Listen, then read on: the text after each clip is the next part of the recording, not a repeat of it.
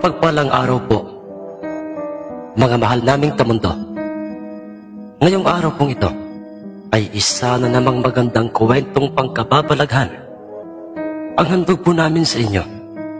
Dito lamang po sa ating mumunting channel na ito, Mundo ng Misteryo at Kababalaghan. At ating pamamagatang ang Panabong Nicolas, ang itim na panabong.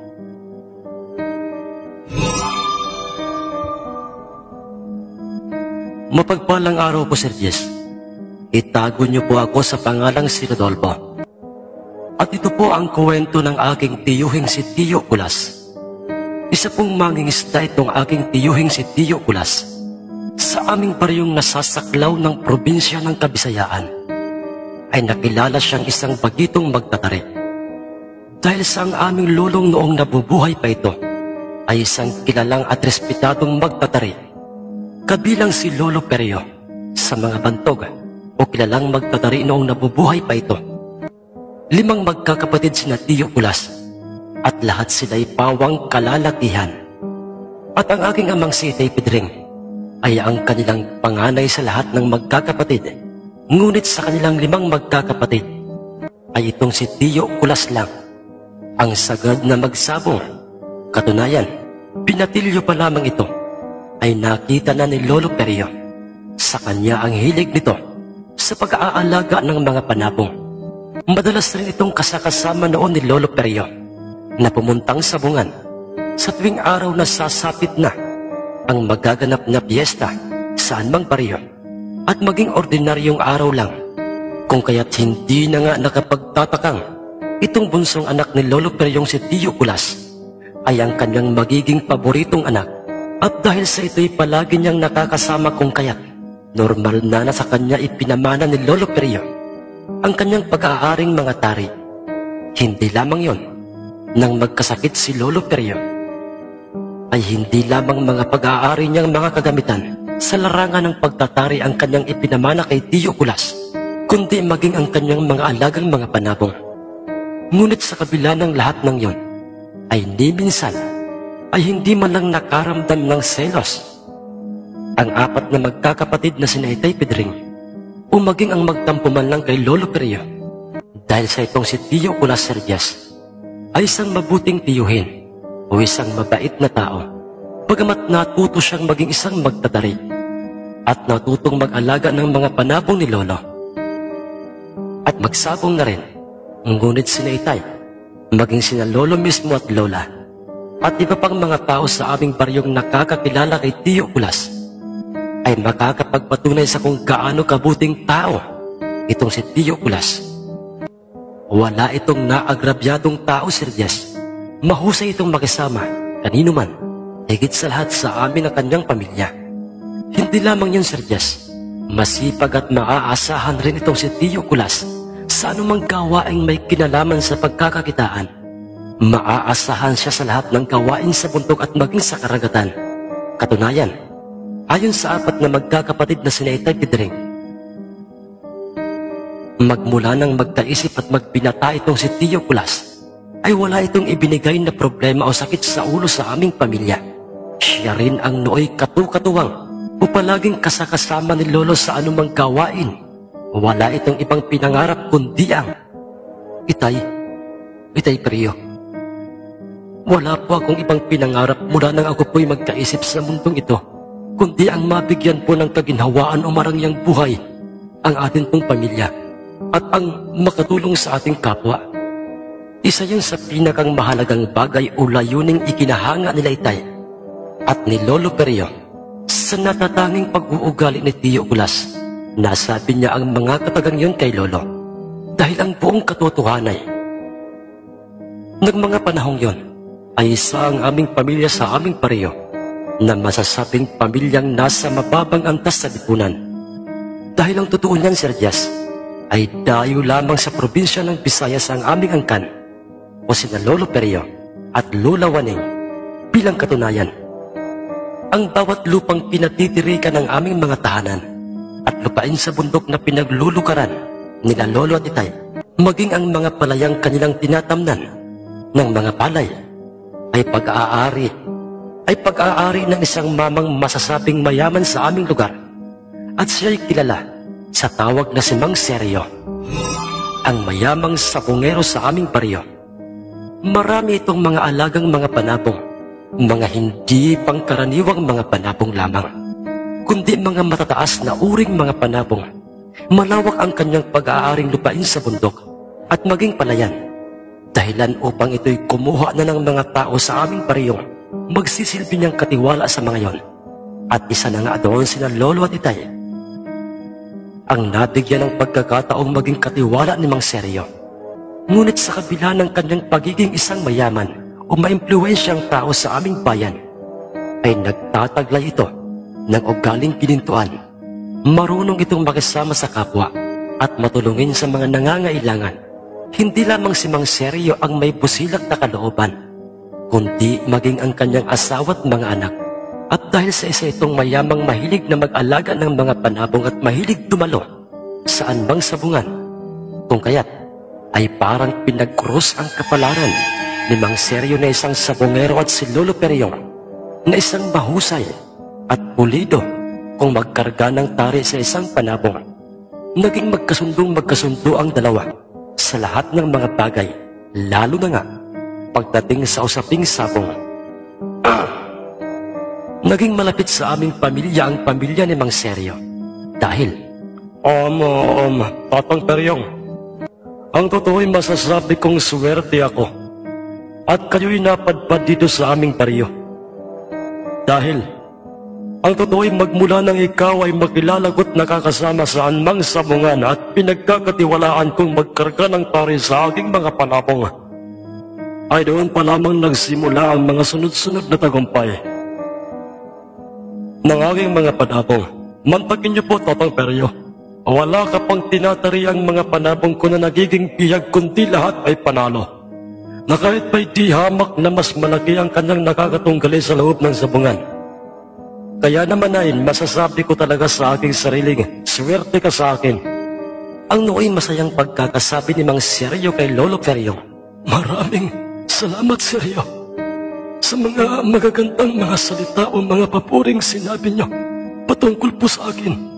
Pero kung meron man pong dapat na magpasalamat ngayon, ay walang iba kundi ako. Ako yun. At hindi kayo. Dahil kung hindi mo kami pinahintulutan na kami ng aking pamilya na magtayo ng aming mga tahanan sa inyong pag-aaring lupain, ay baka kung saang lupalop na kami ngayon nakarating at ginawa niyo pa kaming katiwala sa inyong mga pag-aaring palayan at niyugan sa bundok. Kaya po ay maswerte kami ng aking pamilya at may mga taong katulad mo at ng iyong pamilya. Ang Tatang Peryong, ang totoo ay wala akong pinipiling tao. Nakahanda akong tumulong sa aking kapwa kung meron naman akong magagawa o may tutulong. Kung ano ang nakikita niyo sa akin, ay yun ang totoo. Yun na ang totoo kong pagkatao. May iba po ako, Tatang Peryong. Si Kulas po, na inyo pong bunsong anak. Yun po bang palagi nating nakakasama sa anumang sabungan at nagsisilbi niyo pong kanang kamay? Malakas po ang kutob kong darating ang panahon, siya'y magiging isa rin katulad mong kilalang magtatari. Ang totoo niyan, Sir Jas, pareho ang iniisip noon ni Lolo Peryong at ni Mang Seryo patungkol kay Tiyo Kulas. Ngunit ang hindi alam ni Mang Seryo at maging nila Itay at ng aking tatlo pang mga tiyuhing, lalong-lalo na nga si Tiyo Kulas, na bukod sa ipamamana ni Lolong mga tari at iba pang kagamitan patungkol sa pagtatari, ay meron pang nag-iisang pinakamahalagang bagay na ibibigay si Lolo kay Tiyo Kulas. Ngunit yun ay hindi pa napapanahon. Kumbaga sa isang prutas ay hindi pa ito nahihinog. Tatang Peryong, nakarating na po ba sa inyong mag-ama o sa inyong dalawa ng anak niyo pong si Kulas ang tungkol sa Sir Seryo? Ang balita patungkol sa mga dadayong sabongero sa sityo ng ating baryo. Napaisip noon si Lolo kung sinong mga sabongero ang tinutukoy ni Mang Seryo na dadayo ng sabong sa aming sityo ng baryo. Dahil wala siyang alam sa mga tinutukoy ni Mang Seryo. Tatang Seryo, kinakailangan ko pong muli ang inyo pong serbisyo. bilang isang kilalang magtatari. Sa susunod na linggo ng umaga, ay may makikita po tayong 2 bangkang dimotor sa ating dalampasigan at lula ng 2 bangkang iyon, ang pamilya Mondragon. Hindi na nga naiwasan pa ni Lolo Periong mapabulalas nang marinig niya kay Mang Seryo ang pamilya Mondragon. Dahil ang pamilyang ito ay angkan ng mga sapungerong birtudan. At ito'y pinangunguluhan ng 2 magkapatid na Mondragon at nagngangalang si Socorro Mondragon at Victorio Mondragon. Isang malaswang na alimpuyuging panabong na usap-usapang brutal kong pumatay ng kanyang katunggaling panabong ang pag-aaring panabong ng panganay na si Mang Socorro Mondragon. At isa namang sinyaladong kasilihing itim ang mga balahibong ngunit puti ang mga paa, ang panabong na nasa pangangalagaan ng kanyang kapatid na si Mang Victorio Mondragon. Bukod sa ang mga ito'y nag-aalaga ng ganoong mga kakaibang mga sinyalado o mga fighter na mga panabong, ay pare-pareho ring birtudan o mga sabongerong may birtud sa kanilang mga panabong. Ang 2 magkapatid at ang kanilang mga anak ay lahat ay mga mahuhusay na mga magtatari. Dahilan upang, ang ibig niyo po bang sabihin? Ang ibig bang sabihin ito, Sir Seryo, ay naririto na sila o ang kanilang angkan? Ang angkan ng mga sabongerong birtudan? Opo, Tatang Peryong. Tika lamang po. Paano para po bang nakikilala mong lubusan ng pamilyang yon? Ang may pag-uusisang tanong ni Mang Seryo kay Lolo Peryong. Napabuntong hininga na muna itong si Lolo Peryong bago ito nagwikang, Walang hindi nakakakilala sa pamilya Mondragon, Sir Seryo. Dahil sikat ang kanilang angkan, lalo na nga sa aming pinagmulang probinsya. Ang usap-usapan noon sa aming pinagmulang probinsya sa Sorsogon ay ang kanilang namayapang ama at nagngangalang si Melchor Mondragon na dating mangunguma, ay meron raw itong alagang itim at puting duwende at naging maugong noon sa aming probinsya na itong kanilang amang si Melchor ay binigyan ng 2 duwendeng yun ng 2 mutya. Isang mutyang puting bato galing sa puting duwende ang ibinigay kay Melchor, at isa namang itim na batong simlaki lamang ng Jolens ang ibinigay naman ng itim na duwendeng kaibigan ni Melchor sa kanya. At yun ang nagsisilbi niyang 2 mga mutya. Yun ay ginamit ni Melchor sa alinbang mga panabong nito. Sa kanyang mga panabong ng mga sinyalado, walang palya ang pagbuhos ng swerte ni Melchor saan mang sabungan siya lumayo. Magmula nang mapasa kanya ang pag-iingat sa 2 mutyang patong yon na ipinamana sa kanya ng kanyang 2 mga kakaibang mga nilalang. Napaawang ang bibig ni Mang Seryo nang marinig niya ang kwento kay Lolo Peryong patungkol sa ama ng magkakapatid na Mondragon. Ganoon po ba, Tatang Peryong? Pero sa mga sinyaladong panabong nila ito ginagamit, bakit hindi sa mga ordinaryong panabong? Walang bisa ang 2 mutyang mga batong yon, Sir Seryo, sa isang ordinaryong panabong lamang. Ganoon po ba? Pero bakit po? Dahil maging ako may nagtataka rin sa kung bakit mga kakaiba o mga sinyalado ang dalang panabong ng 2 magkapatid. Ganoon po ba? Kaya po pala maging ako may nagtataka rin sa kung bakit mga kakaiba o mga sinyalado ang dalang panabong ng 2 magkapatid.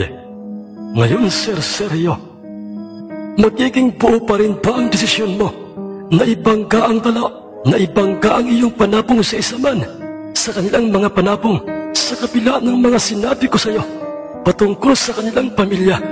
Tatang Peryong, sa iyo po nakasalalay ang magiging sagot ko sa inyo. Sa inyo pong magiging desisyon. Tatang Peryong, ang totoo ay malaki po ang tiwala ko sa inyo bilang isa ng magtatari ko sa aking mga panabong. Manalo man o matalo ang ating panabong, sa kanilang mga panabong ay wala pong magbabago sa ating samahan. Bahagyang napangiti si Lolo Peryong kay Mang Seryo bago ito nagwikang, tandaan mo itong isasagot ko sa iyo, Sir Seryo. Mananalo ang ating panabong. Talaga po, Tatang Peryong?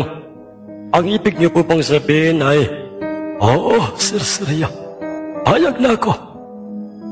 Pero, hindi ako ang magkakarga ng tari sa iyong panabong.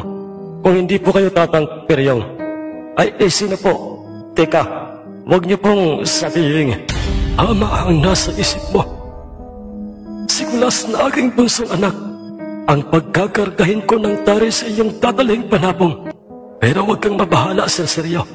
Dahil hindi man ako ang literal na makikita mong magkakarga ng tari sa paanan ng iyong panabong. Pero, iginagarantiya ko sa iyo na parang ako na rin ang nagkarga ng tari sa ating panabong. Kung sa bagay po, Tatang Peryong, nakikita kong may potensyal na maging mahusay na magtatari. Yang punsong anak niya pong si Kulas. Kaya naman po ay sige. Payag na akong siya na ang magkakarga ng tari sa aking hugis na panabong o sa aking puting panabong. Sakali mang mapili yun ng dalawang magkapatid na Socorro at Victorio. At pagkatapos ng kanilang pag-uusap ni Lolo Peryong, ay nagpaalam na kay Lolo itong si Mang Seryo. At nang yun ay malaman ni Tio Kulas, ay doy, ano po itay? Totoo po bang mga narinig ko po sa inyo? Ako po ang pagkakargahin nyo ng tari sa ugis o puting panabong ni Mang Seryo. Ang reaksyong pagkakasab ni Tio Kulas habang siya'y makikitang nagpapakain ng mga panabong ni Lolo. Oo anak, siguro'y napapanahon na upang ikaw naman ang maging magtatari at ako naman itong magiging alalay mo. Pero itay, ang totoo po'y pabor po yun sa akin o para sa akin. Dahil aaminin ko po sa inyo, gusto ko rin po ang maging isang magtatari. Kaya lamang po ay, ang iniisip mo ba anak ay kung papayag si Sir Seryo na ikaw ang magkakarga ng tari sa kanyang ugis na panabong? Ganoon na nga po itay. Magagawa niya kaya akong pagkatiwalaan sa bagay na yan? Oo anak, dahil sa kami ay nag-usap na at saka tinuruan na kita ng maraming beses sa kung papaano ang tamang pagkakarga ng tari sa isang manok panabong. Sapat na yun upang maging daan upang ikaw ay makilalang maging mahusay na magtatari. Maraming salamat po itay. Sige po, sisikapin ko pong maikabit sa ugis na panabong ni Mang Seryo ang isa man po sa inyong mga tari. Maraming salamat anak. At nga pala anak, alam mo na ba ang balitang sa susunod na linggong darating ng sabong sa ating mismong sityo ay dadalo ang mga sabongerong birtudan, ang pamilya Mondragon.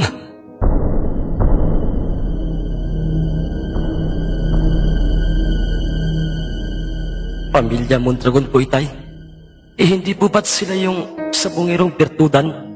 O sila yung ikinikwento mo sa aking pamilya nang nooy usap-usapang may mutyang sabongero at sa ating pinagmulang probinsya itong si Tatang Melchor?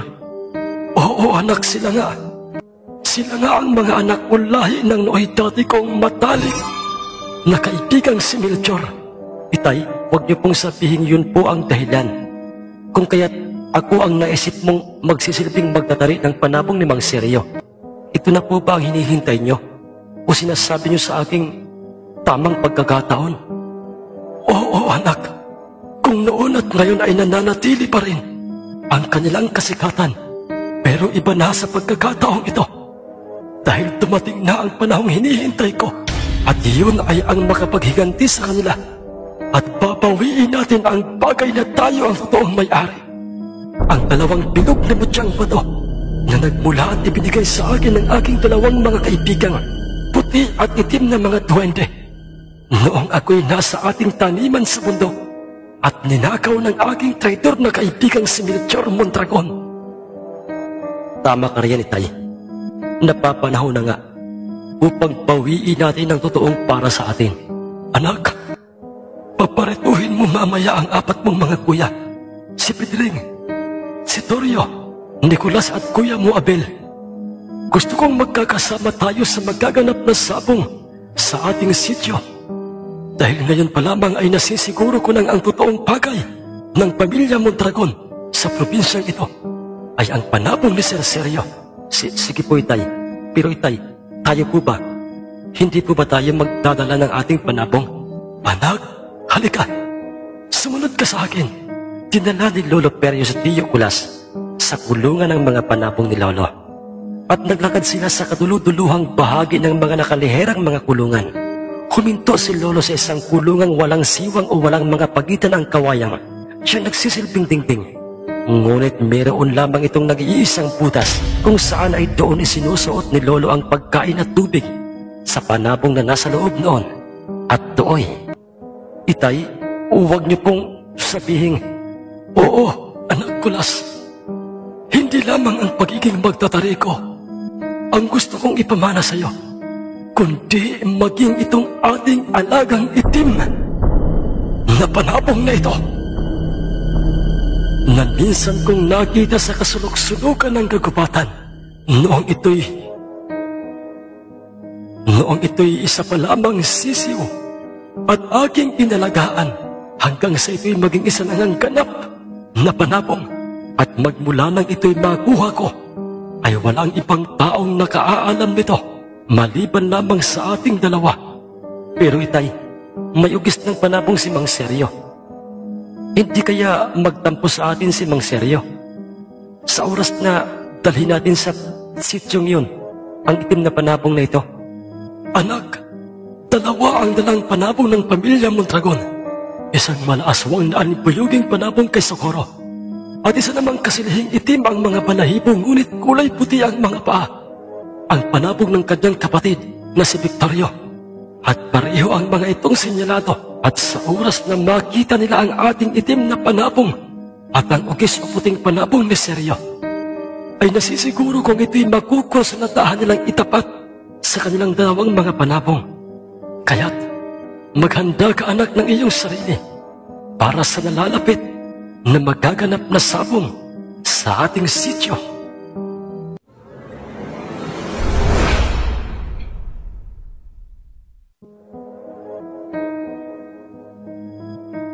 Pansamantala po nating pinuputol ang kwentong ito, mga kamundo. Abangan niyo po ang karugtong ng kwentong ito na ipapadala rin po kaagad ng ating sender. Nais ko lamang pong pasalamatan ang lahat ng mga bagong subscribers sa ating channel na ito. Welcome po, mga mahal kong kamundo, sa mga dati nang nakasuporta sa ating channel na ito at palaging nakikinig sa atin at palagi pong nakikinig.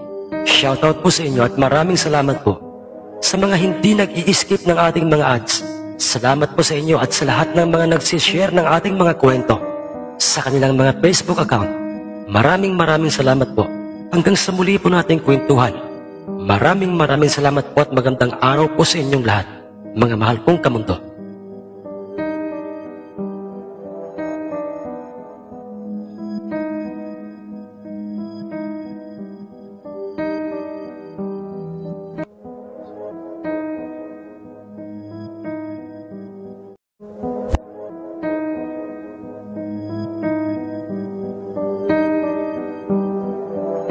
Magandang araw po sa inyong lahat, mga mahal naming kamundo. Pakinggan po natin ngayon ang pagpapatuloy ng ating kwentong ating pinamagatang Ang Panabong ni Kulas, ang itim na panabong. Dito lamang sa ating mumunting channel na ito, Mundo ng Misteryo at Kababalaghan.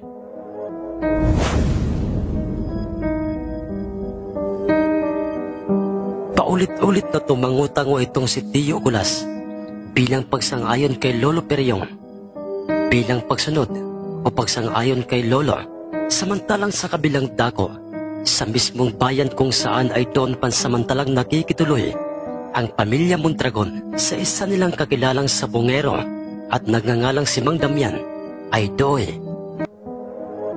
Kaibigang Damian, anong balita mo patungkol sa sabongerong nagngangalang si Seryo? O ang ibig kong sabihin ay, anong masasabi mo sa kanya bilang isang kilalang sabongero? Ang nuwi seryosong pagkakatanong ni Mang Socorro Mondragon sa kanyang kaibigan o sa kanyang kaharap na si Mang Damian, sumagot naman ito sa kanya at sinabi nitong, ang totoo niyan, Socorro, ngayon lang siya nakilala bilang isang sikat na sabongero sa bayang ito. Sumingit kaagad ng salita itong kapatid ni Mang Socorro na nagngangalang si Mang Victorio at sinabi nitong, ngayon lang kamo, Kaibigang Damian, bakit ito paanong nangyaring ngayon lang siya sumikat bilang isang sabongero? Ano bang ibig mong sabihin?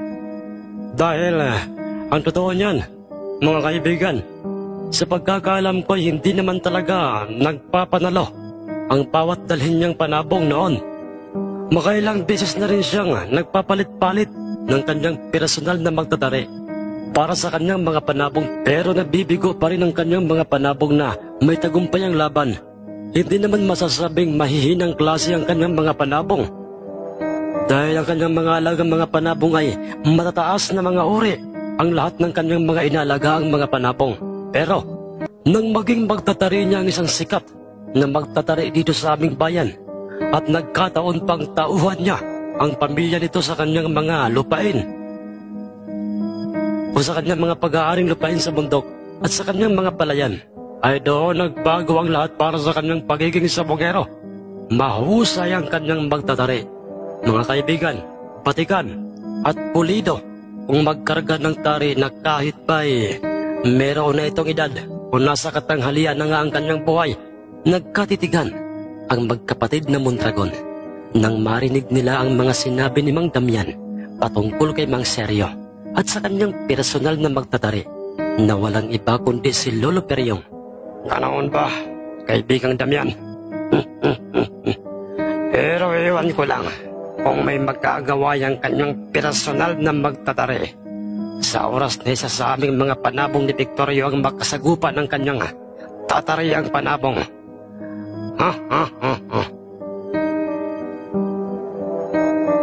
Nasabi yun ni Mang Socorro dahil masyadong malaki ang kanilang kumpiyansa sa kanilang mga senyaladong mga panabong at sa kanilang iniingatang tig-isang mga batong mutya o mga bertod. Itay, ano pong ginagawa nyo? Kuwan, anak Kulas. Pumarito ka muna. Tamang-tama. At may ipagagawa ako sa'yo. Sige po, Itay. Nakikita mo ba ito, anak? Opo, Itay. Isa po yung pirasong maliit na balahibo at kulay. Teka lamang po. Iyan po ba'y nanggaling sa ating itim na panabong? Oo, anak. Ito, kunin mo. Sige po, Itay. At nang nasa kamay na nga ni Tiyo Kulas ang nasabing nag-iisang pirasong maliit na balahibo at nagmula yun sa aming itim na panabong, ay doy, sinabi sa kanya ni Lolong, Anak, 2 araw na lang magmula ngayon, ay sasapit na ang magaganap na sultada sa ating sityo. Maghanda ka ng iyong sarili at iyang balahibo ng ating itim na panabong, anak, ay ilagay mo sa loob ng ating lalagayan ng mga tari. Pagkatandaan mo ito, iho, anak. Huwag na huwag mo yang aalisin sa loob ng lalagayan ng mga tari hanggat nakaapak ang iyong mga paa sa lupang nasa loob ng sabungan. Sige po, Itay. Pero bakit po, Itay? Anak, isa yang sinaunang paniniwalang namana ko noon sa aking ama't sa aking mga tiyuhin na mga magsasabong. Isang pamahiing hindi ko sukat akalaing totoo at may bisa at bilang katunayan. Magmula noong palagi kong ginagawa yan ay wala pang sablay ang bawat panabong na aking tinatarian. Bagamat namamatay ito, ngunit sa bandang hulihan ay naidideklara pa rin itong panalo. Ganoon po ba, Itay? Oo, anak. At kaya sa iyo ko yan ibinibigay. Dahil ikaw na ang magiging magtatari at papalit sa akin. Bukas ng hating gabi, gawin mo nang muli ang ipinagagawa ko sa iyo. Opo, Itay. Kagaya po ng palagi niyo pong ipinagagawa sa akin noon. 2 sa ating mga taring mapipili o maging isa man ay akin pong ilalagay sa ating balispisan o sa ating bubungan at hahayaang mahamugan. At yun pong 2 taring yun o isang tari man, ayun po ang ating gagamitin sa araw na meron pong sabong. Tama, anak. Tama ka riyan. Anak, may sasabihin ako sa iyo. Ano po yun, Itay? Anak, natutuwa ako dahil sa ikaw at kayong lahat na magkakapatid ay lumaking mabubuting mga tao. Hindi kami nagsisisi ng iyong ina At napakasaya namin kayo ang ibinigay sa amin ng Panginoon. Hindi ko man kayo napagtapos sa pag-aaral, pero dinaig pa ninyo ang mga edukadong kung umastay, parang walang mga pinag-aralan. Anak, sikapin mo na maging matagumpay ang ating pamilya. Noong mga tagpong yon, Sir Jess, ay nagtataka na noon si Tio Kulas kay Lolo Peryong dahil halata niya sa kanya ang mga pagbabago nito. Matamlay na si Lolo o yung parabang pinipilit lang niyang kumilos, nahihirapang magsalita na parang kinakapos ng hininga. At napansin pa ni Tio Kulas sa kanyang salitang parang ito nagpapaalam. Kung kaya't, teka lamang po itay, bakit po sa punto ng pananalita niyo para bang kayo'y nagpapaalam na? Itay, masama po ba ang inyong pakiramdam? Ang merong pag-aalalang tanong ni Tio Kulas kay Lolo. Ano ka ba? Ano ka ba naman, anak? Anong klaseng tanong ba naman yan? Ayos lang ako, anak. Wala akong sakit at mas lalong wala akong problemang kung ano man. Sigurado po ba kayo, itay? Sana po hindi po kayo naglilihim sa akin o sa amin nila kuya. Itay, baliwala po ang lahat ng swerte sa sabong o sa pagiging magtatariko kung magkakasakit naman po kayo. Itay, ayaw po naming naglilihim po kayo sa amin. Salamat, anak. Pero nagsasabi ako ng totoo. Ayos lamang ako, anak. At nung sumapit na nga ang alas 12 ng hating gabi at sumakto pang ng mga pagkakataong yun, Sir Jess, ay maulan, bumangon si Tio Kulas sa loob ng kanyang silid. Kasunod ay kinuha niya ang lalagayan ng mga tari ni Lolo Peryong. Pumili siya ng 2 sa mga ito at nung siya'y makapili na kinuha niya ang mga ito at kanyang dinala sa labas ng kanilang bahay. Ipinatong niya ang 2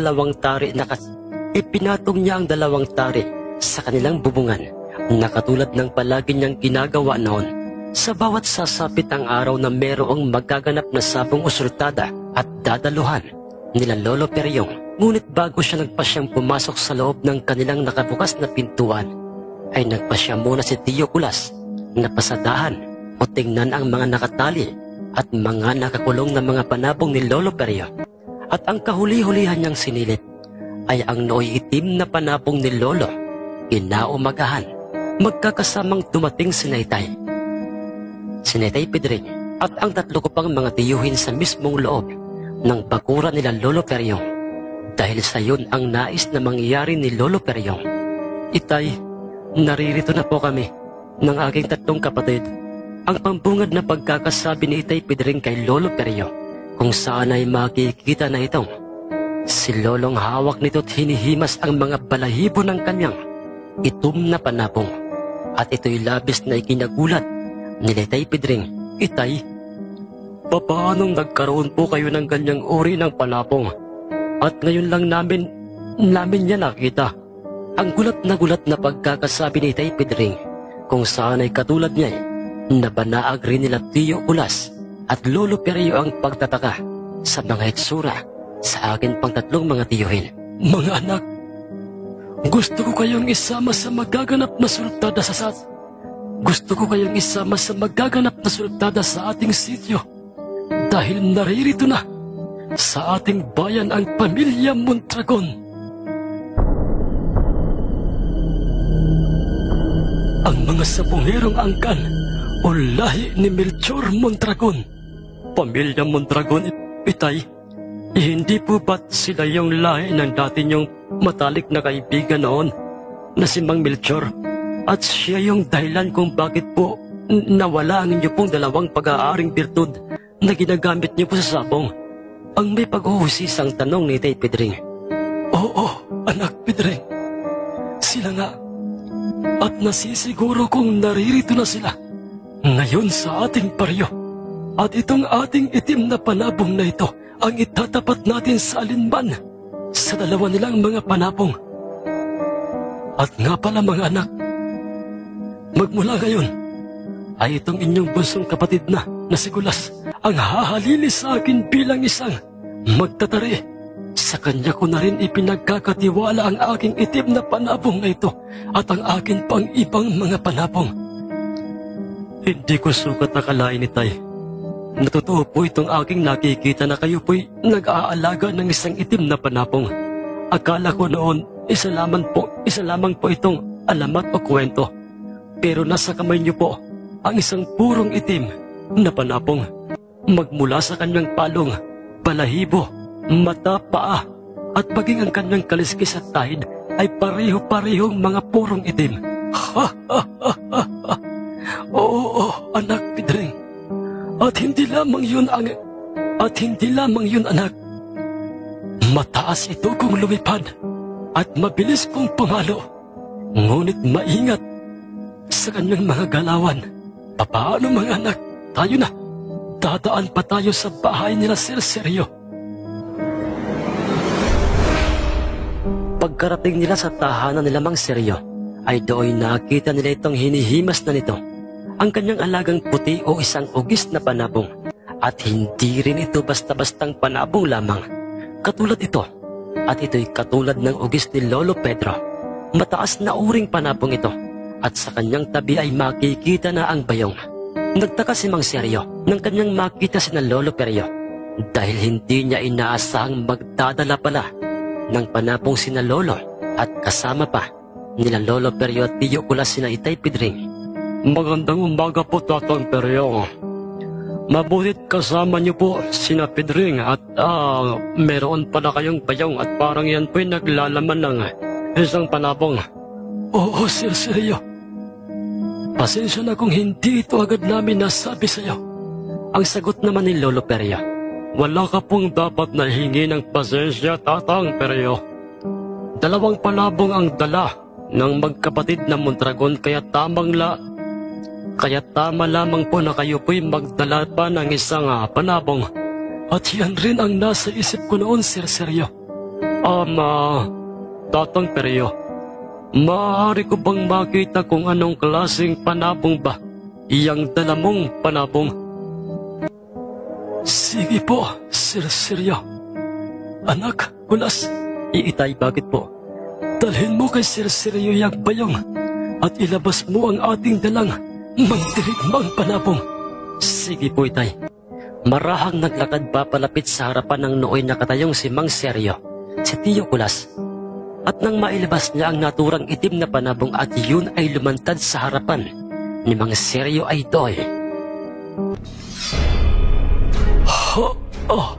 Totoo ba itong nakikita ko, Tatang Peryong? Isang mataas na uring panabong, itim na panabong. Paano ka nagkaroon ng gantong panabong? Ang buong akala ko'y isa lamang itong alamat o isang kwento. Ang manghang pagkakasabi ni Mang Seryo.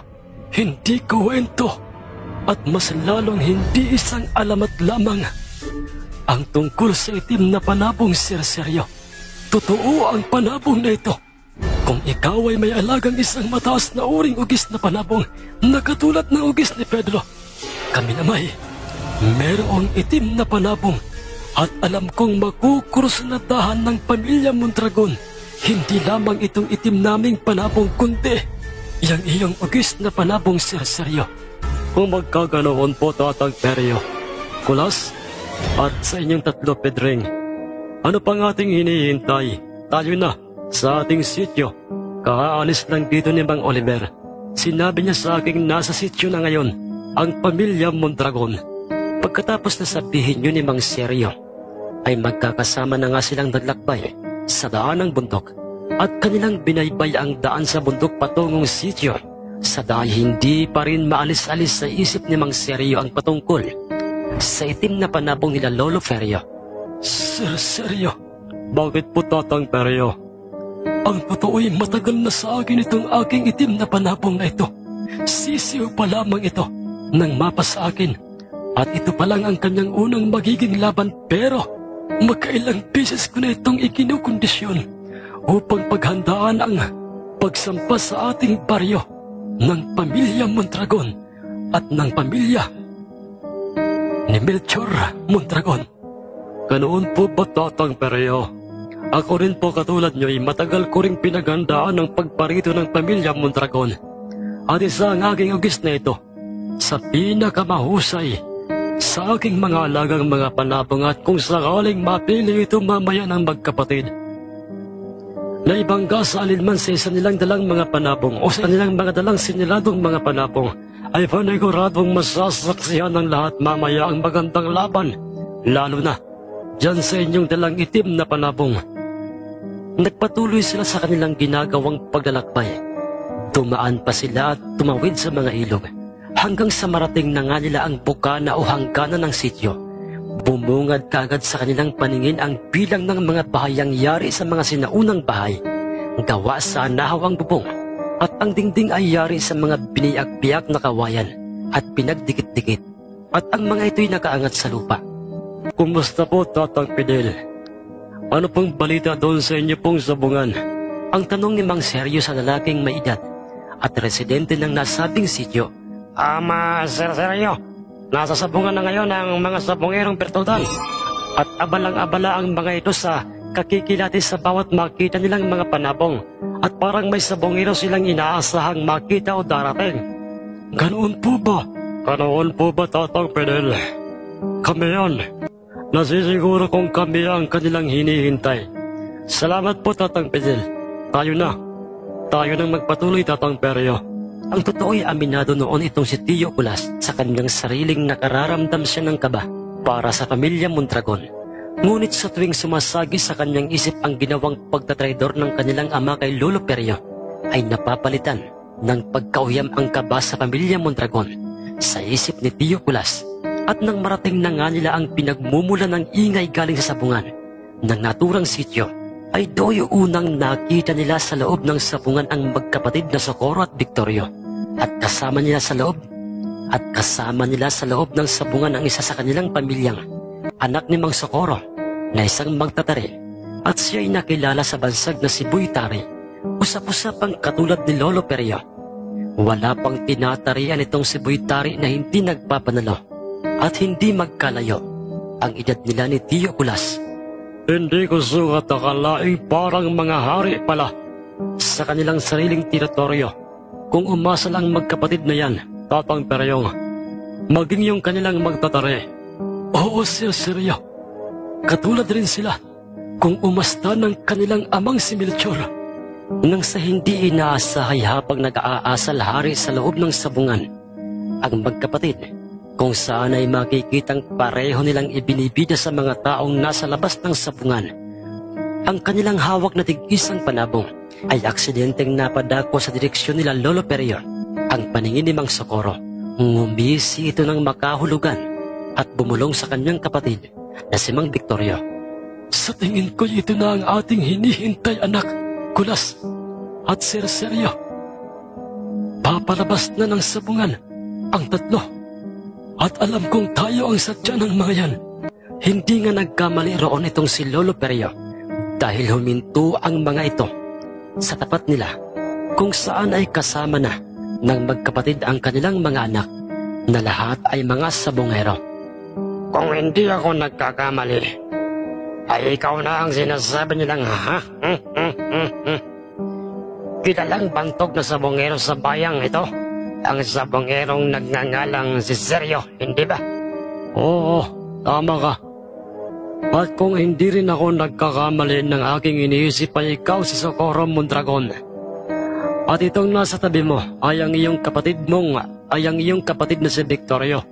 At kayong lahat ang mga tinaguriang mga sabongerong birtutan sa probinsya ng Sorsogon. Tama ba ako? Well, tama ka. Kami nga. At ito bang binatang ito na halos ay kaedaanan lamang nitong aking anak na si Boy ay ang iyong pantog na magkatari? Oo, Socorro. At siya'y anak nitong si Tatang Peryong. Oh, ikaw si Tatang Peryong? Oo, Socorro. Ako nga.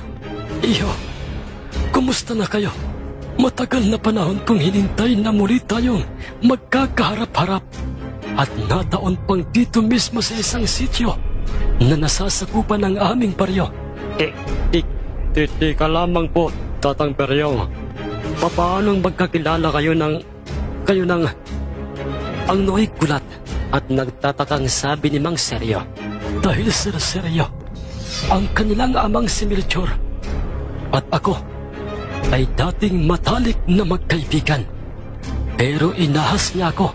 Kinuha lamang pala niya ang aking tiwala upang nakawin ang dalawang mga mutyang dapat sanay sa akin. Ang dalawang patong mutyang ipinagkaloob sa akin ng aking dalawang kaibigang itim at puting duwende. Kaya tumanda kayong magkapatid. Ha? Anong ibig mo sabihin? Dahil pagkatapos ng laban itong aming itim na panabong at ng ugis na panabong na Sir Seryo, ay papawiin namin ang bagay na dapat na sana ay sa amin. Nagpapatawa ka ba, Tantang Peryo? Paano kung hindi namin ito ibigay sa iyo? Anong gagawin nyo? Pwipirasahin mo kami? Hindi ako o kami ganoong klaseng mga tao na kagaya nyo at nang iniisip nyo dahil sa oras na matalo kayo o ang inyong mga panabong ay pagsisisihan nyo ang magiging balik noon sa inyo. Huwag nyo kaming takutin, Tantang Peryo. Kung anumang swerteng nangyari sa inyo kung bakit nabuhay pa kayo o ang inyong angkan, matapos naming sunugin ang inyong kubo noon, pwes, uulit-ulitin naming gawin yon. Ngunit sa pagkakataong ito, ay sisiguraduhin naming magiging abo na. Magiging abo na kayong lahat. Huwag na huwag mong pagsasalitaan ng ganyan ng aming ama. Tandaan nyo, wala kayo sa Sorsogon. Nasa Visayas kayo. Tama ang mga sinabi nitong si Pedreng Socorro. Dahil ang lupang inyong inaapakan ay lupang pag-aari ko. Nadihatong bigla ang pamilya Mondragon nang marinig nila ang mga katagang yon kay Mang Seryo. Kung magkaganoon, bakit hindi na lamang natin ito'y ariglohin? Bakit hindi natin pagharapin itong aking alimpiyogin? Seryo, at yung iyong sinasabing ugis? Paul, walang problema. Sige, payag ako. Dahil yan naman talaga ang layunin natin kung bakit tayo nasa sabungang ito. Kulas, iho, nakahanda ka na ba? Opo, Sir Seryo. Kanina pa po. Nagulat itong si Mang Socorro at Mang Victorio dahil hindi nila inaasahang isang mataas na klaseng panabong ang nakita nilang ugis ni Mang Seryo. Mataas na oring puting panabong nga yan, Seryo. Pero ewan ko lang kung kaya ba niyang tapatan ang husay nitong aking malasawang na alimbuyogin. Ang may pagkahambog na pagkakasabi ni Mang Socorro. Ngunit halos lumuwa ang mga mata ng mga ito nang makita nila sa kamay ni Lolo Peryong ang kanyang inilabas sa bayong na itim na panabong. Kuya Socorro, tingnan mo ang panabong ni Tantang Peryo. Ang nuwi manghang sambit ni Mang Victorio. Animal Victorio, mukhang masyado nilang pinaghandaan ang labang ito. Paano nagkaroon ng itom na panabong ang matandang yan? Huwag kang magpapahalata, boy. Tayo na, sa loob ng sabungan. Sige, Papa. Naunang pumasok sa loob ng sabungan si Boy Tari at si Mang Socorro. Dala ang kanyang sinyaladong alimbuyugin. Sumunod naman kagad sa kanila si Tio Kulas at si Mang Seryo. Ganyan nga, matakot kayo. Hindi pa man nagsisimula ang pagpaka ng mga panabong nyo, ay nakikita ko nang tapos na ang laban. Ang nuwi pabulong na pagkakasabi ni Lolo Peryo sa kanyang sarili at nang pareho na ngang makikitang nasa loob na ng sabungan sina Tio Kulas at sina Mang Socorro, ay otomatiko namang ipinag-utos ng sentensyador ng sabungan sa kanilang lagyan na kaagad ng tari ang paanan ng dalawang mga panabong. Tumipat hinalikan pa ni Boy Tari ang talim ng kanyang pag-aaring tari na ikakarga niya sa kaliwang paanan ng nooy walaaswang na alimbuyoging panabong. Samantalang makikitang nakangisi si Mang Socorro na kanyang ama, ngunit si Tio Kulas ay kanya namang idinampi sa balahibo ng aming itim na panabong na nasa loob ng kanyang lalagayan ng mga tari. Ang isang taring kanyang pinahamugan sa kanilang bubungan.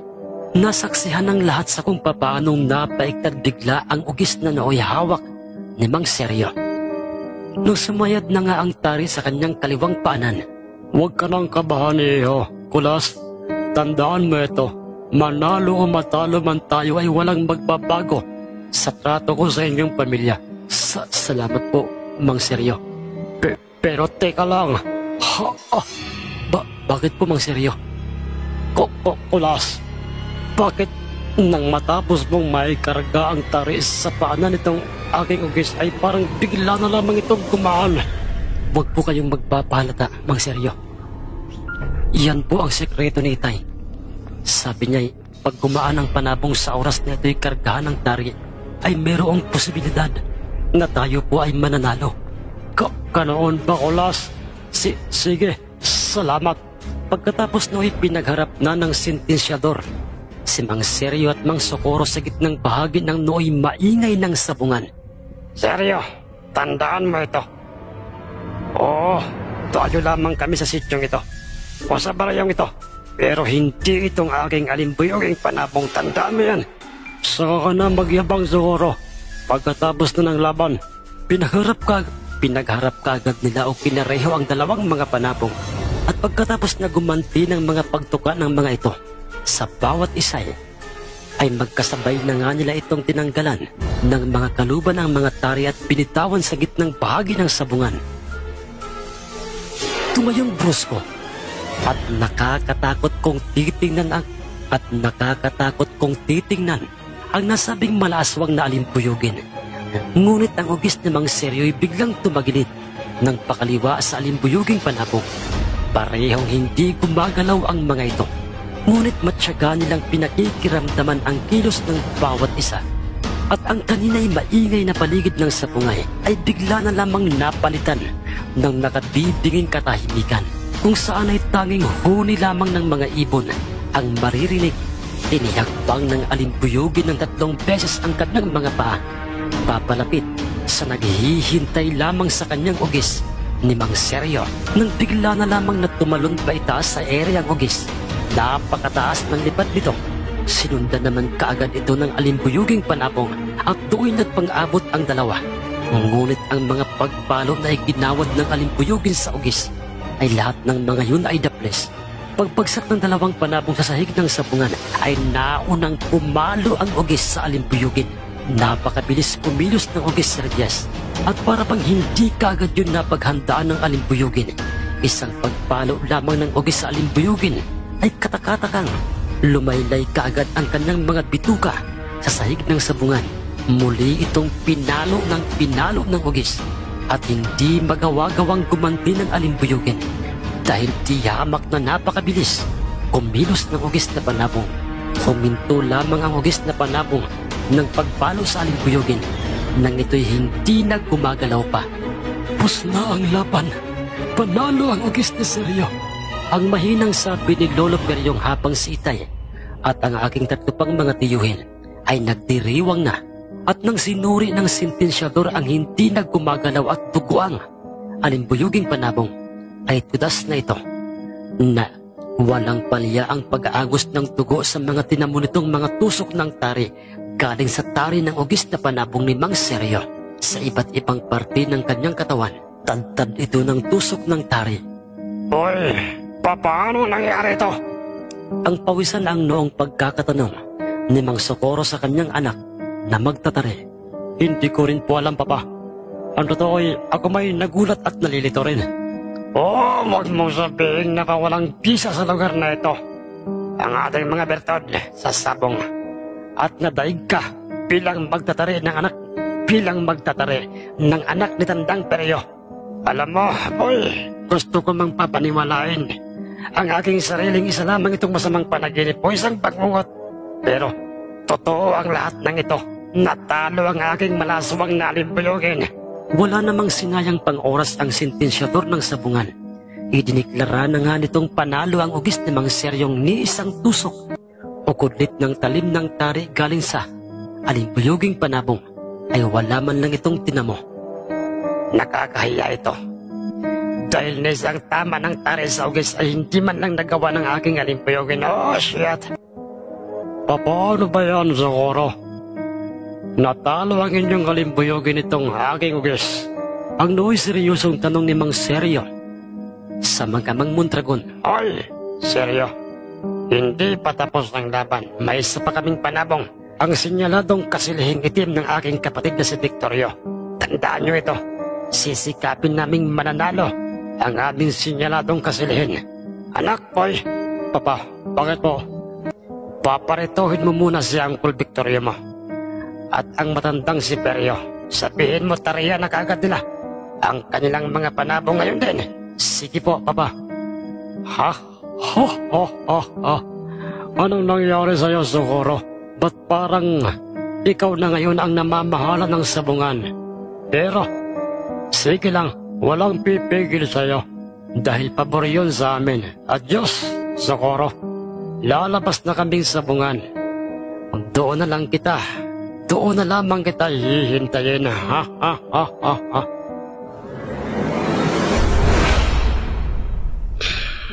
Muli po mga kamundo, abangan niyo po ang ikatlo at huling bahagi ng ating magandang kwentong ito. Nais ko lamang pong i-shoutout si Boss Malvin Nisguera, kay Boss Alberto Gonzales, kay Boss Baldayot, kay Boss Bro Rex TV, kay Boss John Laurente, kay Ma'am Elina Asong, at kay Ma'am Roseanne Cabal, at kay Ma'am Roseanne Cabaylo, dyan po sa Singapore. Salamat po. Salamat po sa lahat ng nakikinig at makikinig pa lamang sa mga bagong subscribers ko po. Welcome po, mga kamundo.